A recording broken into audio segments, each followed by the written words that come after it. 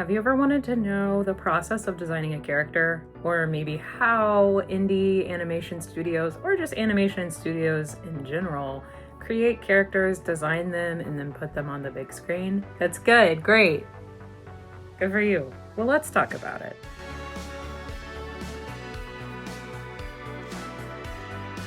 Soul Search is about a young Siamese cat that has these fire abilities, and she's looking for her sister in this world, this vast world that she doesn't really understand. Because of this, we have this sort of dystopian environment, and we wanted these characters to reflect that rugged look. I'm going to tell you all about how I've developed my characters on Soul Search, focusing specifically on my hero Soul, our second hero Choc, and then our villain Zip. The story is the number one thing, and so all the characters have really evolved through the story. And because of this, I'm going to show you how there's symbolism behind their designs and how their silhouette, their personality, everything is affected through design. For Soul specifically, I really wanted her palette to be very warm to indicate her abilities of fire. So we really played with reds, oranges, and yellows specifically. We also wanted the outline of the story, instead of black, most animations have black outlines for their characters, to be this sort of dark purple for a lot of reasons. One, we wanted a warmer tone that really showcased Soul's abilities and her kind of happy poppy personality, but we also wanted to highlight our villains. Soul, however, is the one that stands out. She's kind of the light in everything. And so we wanted her to have this fun, bubbly personality and this approachable look to her. From there, the design of animation is really complicated. We made several turnarounds for Soul with different color palettes.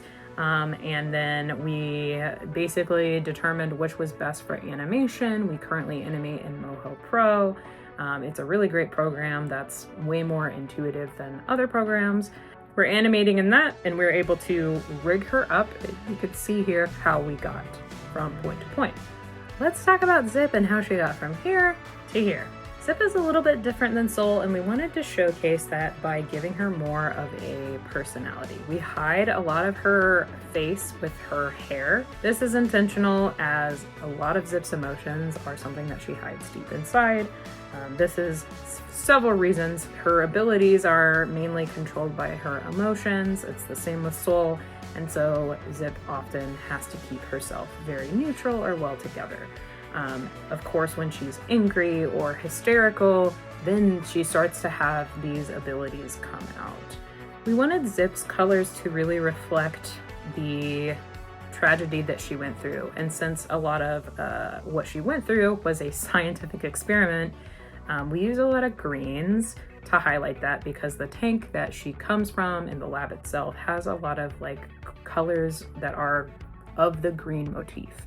And so we want to always tie Zip back to that, and because of that, we made a lot of her design green. We wanted to give Zip a bigger body than Soul. Really, for Soul, she's very small and petite, which makes sense for her role. She's very gullible, naive, nervous, and doesn't understand the world around her. She feels very small.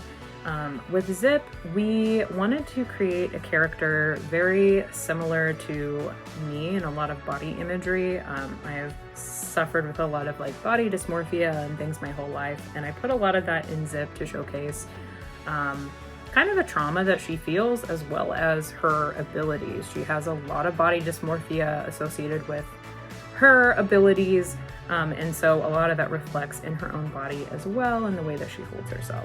We wanted the monster form to feel both tragic and horrifying. So we tried to do softer edges. We really don't have any sharp edges in her monster form. It's very focused on this sort of toxic, sludgy creature that can stand on its own, but is very animalistic in nature. We wanted it to still be recognizable as Zip, and so it is still able to retain her form and move in her form. This is also easier for animation because it's easier to make that transformation happen. Now let's talk about Choc. Choc obviously has a nicer physique. This is sort of to showcase his independence and to show like, hey, he's self-sufficient, he can take care of himself, he's sturdy, he can be reliable for Soul specifically. And so a lot of Choc's design is based on just a shoulder for her to be able to lean on. Choc's attire is super simple. He obviously is the type of guy that loves to just wear jeans and like a tank top.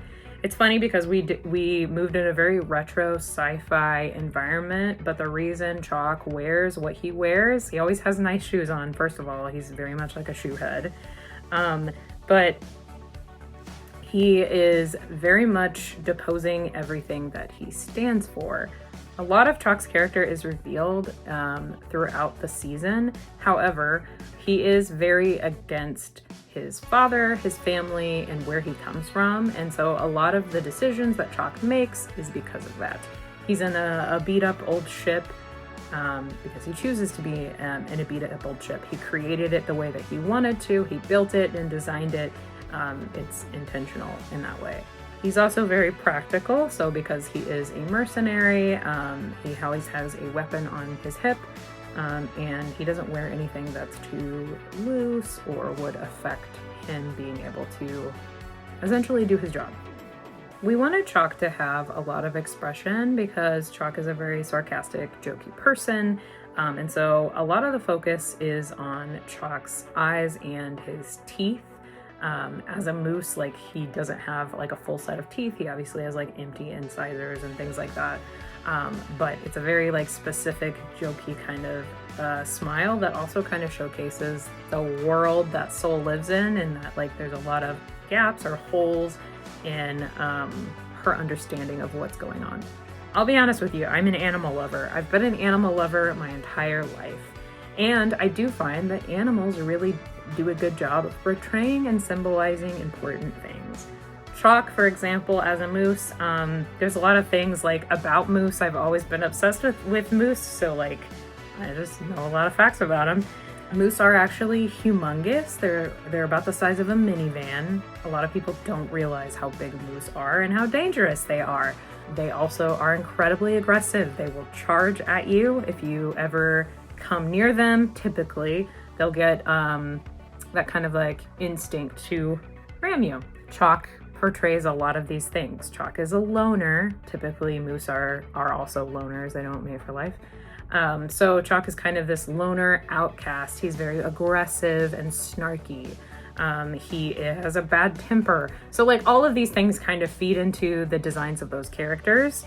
So let me know if this was interesting to you. I'm very open and would love to hear from any of you or answer any questions. I like to think that as I'm developing Soul Search, you know, everybody is involved and you get to see that process and ask questions, and don't hesitate to reach out to me. I'm always willing to talk to people, especially if you're interested in animation or being an indie creator.